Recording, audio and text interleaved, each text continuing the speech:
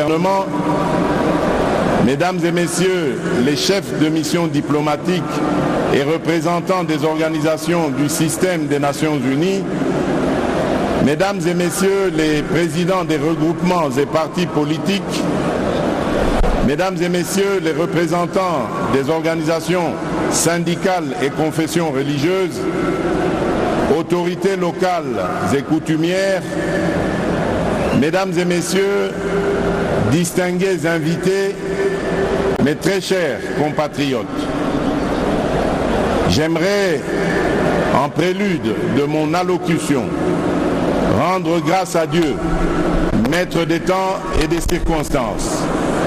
protecteur suprême de la République démocratique du Congo,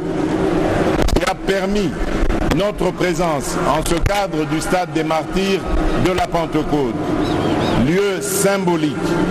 choisi ce 20e jour du mois de janvier 2024 pour abriter cette cérémonie solennelle de mon investiture en qualité de président de la République. À nos hôtes venus nombreux, je voudrais dire que votre présence à cette cérémonie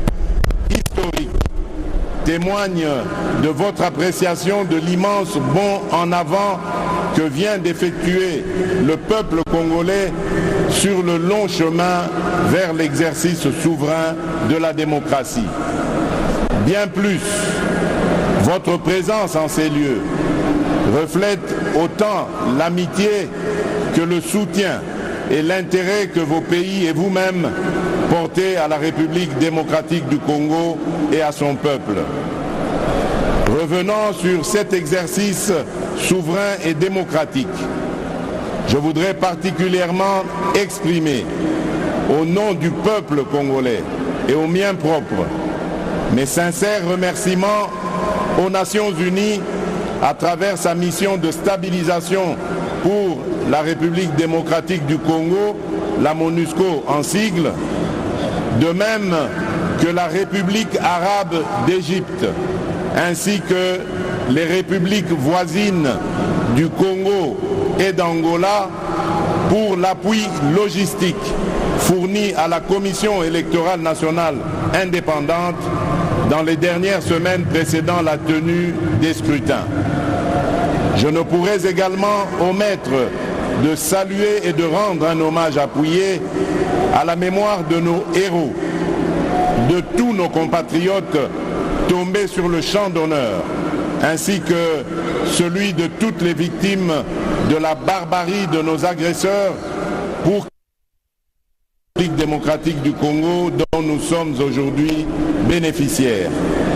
Par reconnaissance au sacrifice de nos héros et de nos martyrs, je vous prie de vous lever et d'observer un moment de recueillement en leur mémoire.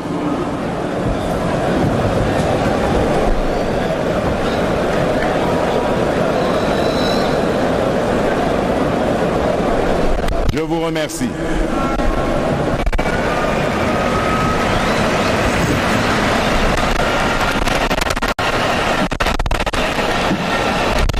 Excellences, Mesdames et Messieurs distingués invités,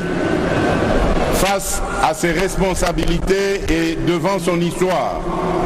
le peuple congolais a posé le 20 décembre 2023, par l'exercice de son droit de vote, un acte à la triple symbolique. En effet, le 20 décembre, le peuple congolais a clamé son amour indéfectible pour notre cher et beau pays. Il a réitéré son profond attachement à la démocratie et aux valeurs républicaines qui le transcendent. Tout comme il a préservé par cet acte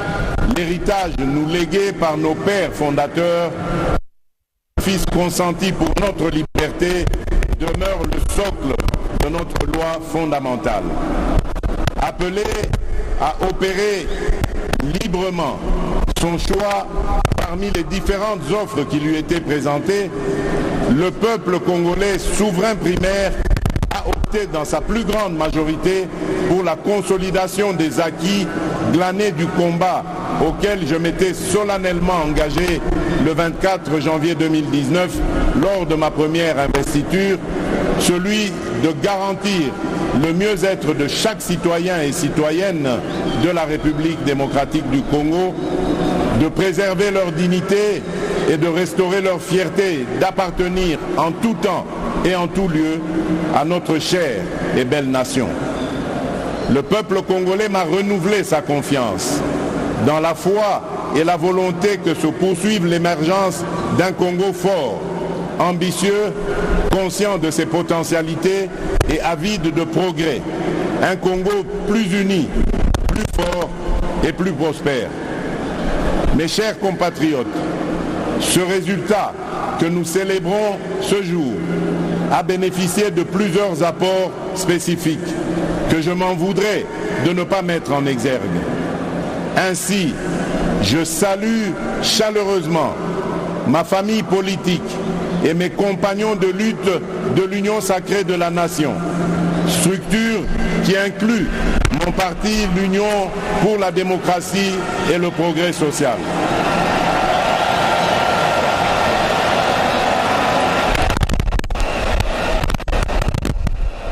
Je salue tout autant les candidats à l'élection présidentielle qui se sont désistés en ma faveur, les diverses organisations politiques alliées et celles de la société civile qui se sont mobilisées autour du projet que je porte pour notre nation. Chacun a fait sa part et ma reconnaissance va à vous tous. Je saisis également cette occasion pour accomplir mon devoir républicain, celui de saluer mes adversaires qui ont participé à l'élection présidentielle du 20 décembre 2023.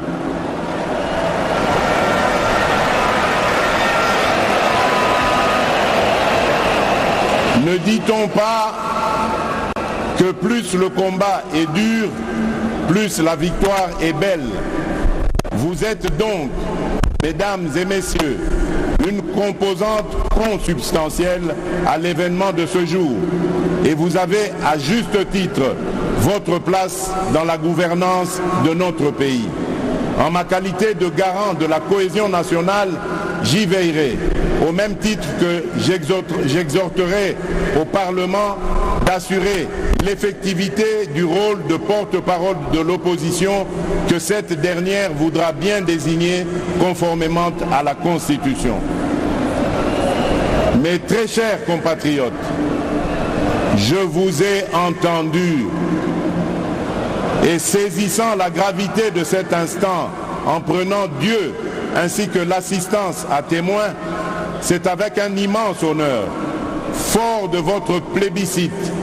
et revigoré de votre confiance renouvelée, que je consens à relever cet énorme défi dont je viens d'être à nouveau investi, celui de présider à la destinée de notre pays pour un second mandat. Chers compatriotes, j'ai appris à communier avec vous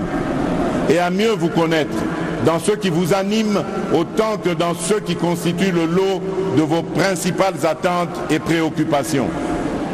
J'ai conscience des attentes que peuvent susciter le chômage, la création d'opportunités d'emploi pour les jeunes, les femmes ou encore les personnes vivant avec handicap.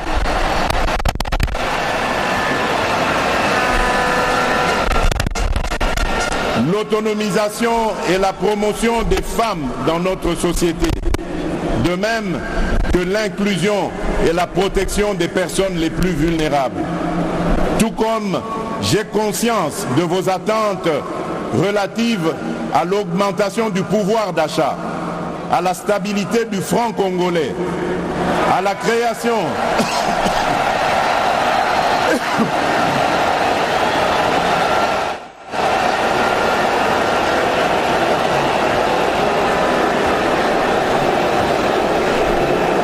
Je disais,